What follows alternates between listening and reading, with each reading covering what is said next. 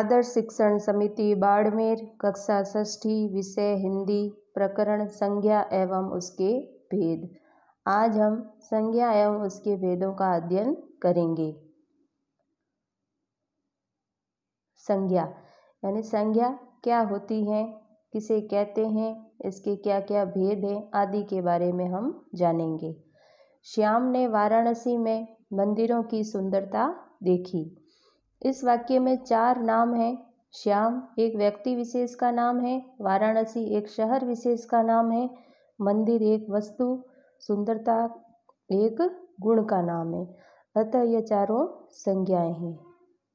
ये चारों शब्द इस वाक्य में क्या है, संज्ञा के रूप में प्रयुक्त हुए हैं। किसी प्राणी, व्यक्ति, वस्तु, स्थान, गुण, धर्म अथवा व्यापार के नाम को संज्ञा कहते हैं, जैसे गाय, कमल आदि। यानी ये शब्द क्या है, संज्ञा है। अब है संज्ञा के भेद। संज्ञा के 3 भेद होते हैं, व्यक्तिवाचक, जातिवाचक संज्ञा और भाववाचक संज्ञा। सीता ने वन में स्वर्ण मृग समूह की बनावट देखी। इस वाक्य में 5 प्रकार के नाम प्रयुक्त हुए हैं। व्यक्ति का, यहाँ पे व्यक्ति कौन है, सीता। जाति का, जाति यहाँ पे क्या है, वन। समूह, समूह यहाँ पे क्या है, यानी मृग समूह, समूह यहाँ पे समूह। और धातु है यहाँ पे स्वर्ण, और भाव यहाँ पे बनावट। यानी ये इस वाक्य में व्यक्ति, जाति, समूह और धातु और भाव का भाव यहाँ पे प्रयुक्त हुए हैं।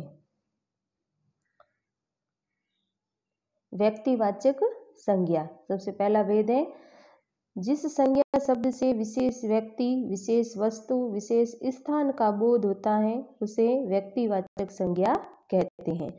जैसे रमेश वाराणसी स्थित दशाश्वमेध के पास गंगा तट पर रामचरितमानस का पाठ करता है।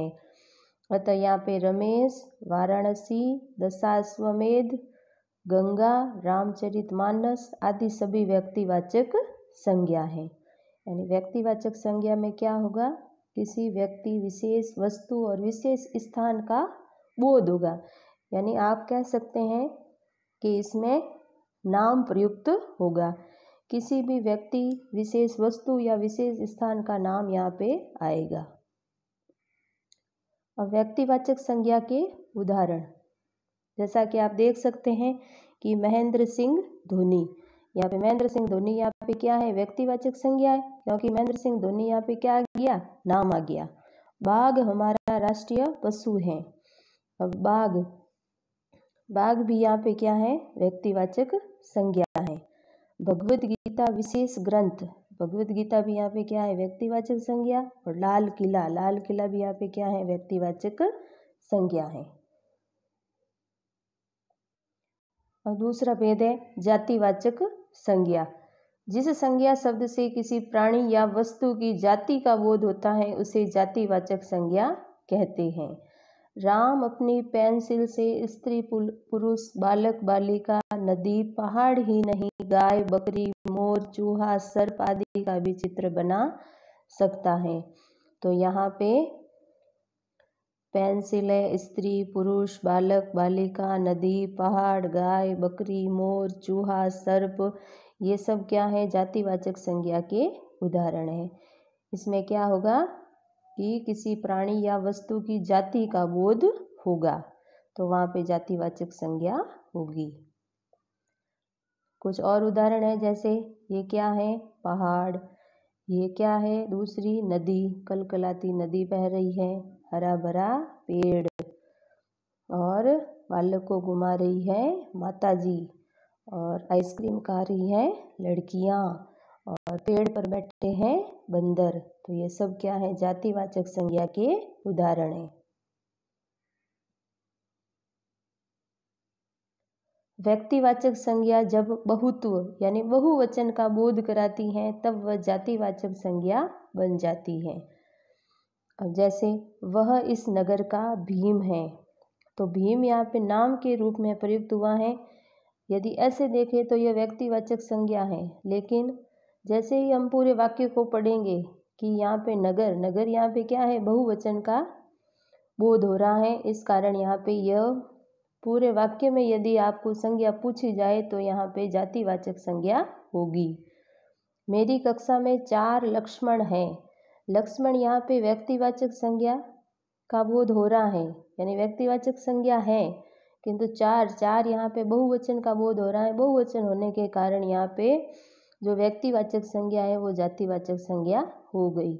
इसी प्रकार मोहन संस्कृत का नया कालिदास है, तो मोहन यहाँ पे, कालिदास यहाँ पे व्यक्तिवाचक संज्ञा है, किंतु नया यहाँ पे बहुवचन का बोध हो रहा है। बहुवचन का बोध होने के कारण यह जातिवाचक संज्ञा बन गई। फिर है भाववाचक संज्ञा। जिस संज्ञा शब्द से किसी गुण, दशा, धर्म, व्यापार आदि का बोध होता है उसे भाववाचक संज्ञा कहते हैं। जैसे सुंदरता की पूजा होती है, तो यहाँ पे सुंदरता क्या है, भाववाचक संज्ञा है।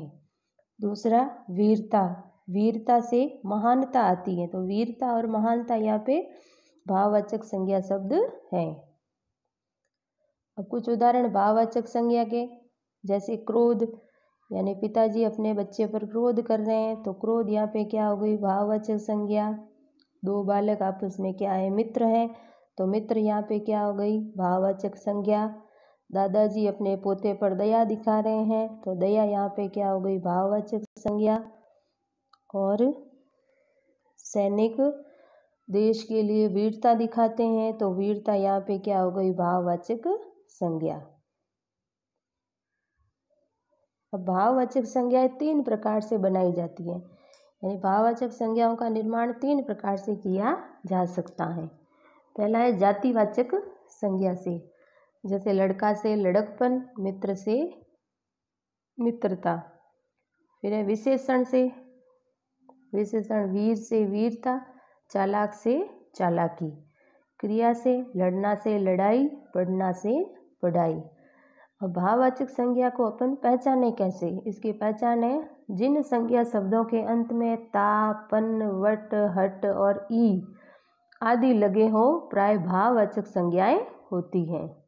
यानी आपको ध्यान में क्या रखना है, ता, पन, वट, हट और ई प्रत्यय ध्यान में रखना है। इनसे कोई भी शब्द, यानी शब्द में ये बाद में अगर प्रत्यय जुड़े हो तो ये वो क्या हो जाएगी, भाववाचक संज्ञा हो जाएगी। अब अगला भेद है द्रव्यवाचक संज्ञा। द्रव्यवाचक संज्ञा जातिवाचक संज्ञा का उपभेद माना गया है। संज्ञा के मुख्य रूप से 3 भेद ही माने गए हैं और द्रव्यवाचक संज्ञा जातिवाचक का उपभेद माना गया है। जो शब्द किसी द्रव्य या धातु का बोध कराते हैं द्रव्यवाचक संज्ञा कहलाते हैं। जैसे यह हार सोने का है, पेट्रोल बहुत महंगा हो गया, रोटी पर घी जरूर लगाना। सोना, पेट्रोल और घी, ये शब्द क्या है, द्रव्यवाचक संज्ञा है। द्रव्यवाचक संज्ञा के उदाहरण, आजकल सोना चांदी का भाव बढ़ गया है। अब सोना चांदी क्या है, द्रव्यवाचक संज्ञा। मोहन दूध में पानी मिलाता है, तो दूध यहाँ पे क्या है, द्रव्यवाचक संज्ञा। भारत लोहे के बदले पेट्रोल का आयात कर रहा है, तो पेट्रोल यहाँ पे क्या है, द्रव्यवाचक संज्ञा। अब जातिवाचक का ही दूसरा भेद है, उपभेद है समूहवाचक संज्ञा। किसी समूह का बोध कराने वाले संज्ञा शब्दों को समूहवाचक संज्ञा कहते हैं। समूहवाचक संज्ञा के कुछ अन्य उदाहरण, जैसे भीड़, परिवार, गुच्छा, दल, गड्डी, गट्ठर, मंडली, जुलूस, ये सब क्या है, समूहवाचक संज्ञा शब्द है। अब कुछ गृह कार्य प्रश्न है जो आपको कॉपी में करने हैं। निम्नांकित संज्ञा शब्दों के भेद बताओ। गांधी, गुप्त, वाराणसी, रामायण, कामायनी, चूहा, वीरता, सेना, लड़ाई, पीतल। इसमें आपको क्या करना है, एक सारणी बनानी है और सारणी में जो भी संज्ञा के भेद है वो ऊपर लिखने हैं और संज्ञा भेदों में कौन कौन से शब्द इनमें से आएंगे वो आपको लिखने हैं। फिर है निम्नांकित शब्दों से भाववाचक संज्ञा बनाओ। चुराना, मीठा, सजना, लिखना, चढ़ना, लड़का, सुंदर और घबराना। इससे आपको इन शब्दों से आपको भाववाचक संज्ञा शब्द बनाने हैं। प्रश्न क्रमांक 3, व्यक्तिवाचक संज्ञाओं के ऐसे उदाहरण दो जो जातिवाचक संज्ञा के रूप में प्रयुक्त हो। यानी ऊपर जैसा कि मैंने बताया व्यक्तिवाचक संज्ञा में कि व्यक्तिवाचक संज्ञा में जब बहुत्व यानी बहुवचन का बोध हो जाए तो वह जातिवाचक संज्ञा बन जाती है। इस प्रकार के उदाहरण आपको कॉपी में करने हैं। जो भी कार्य है वो सुंदर और शुद्ध लेखनी में करना है। धन्यवाद।